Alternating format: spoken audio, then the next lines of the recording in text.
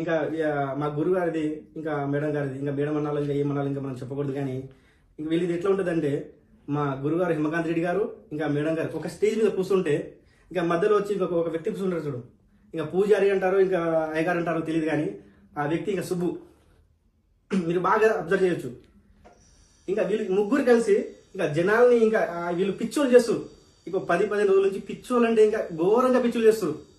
అసలు ఈ హిమకాంత్ రెడ్డి మా గురుగారు ఎవరైతే ఉన్నారో ఈయనని తప్పియడానికి, ఈయనకి సైడ్ పంపించడానికి ఇంకా ఈ సరిత మేడం అంటారు, ఇంకా అసలు నేను చెప్పకూడదు. కానీ మా అయ్యగారిది ఎక్స్పర్టే, మా గురుగారిది హిమకాంత్ రెడ్డిది, మా సారిది ఇంకా మేడం అంటారు ఇంకా తెలియదు. కానీ ఈమె ప్రతి మీడియా ముందు వచ్చి ఈయనకి తప్పియాలని ఇంకా హెల్ప్ చేస్తుంటుంది, సపోర్ట్ చేస్తుంది.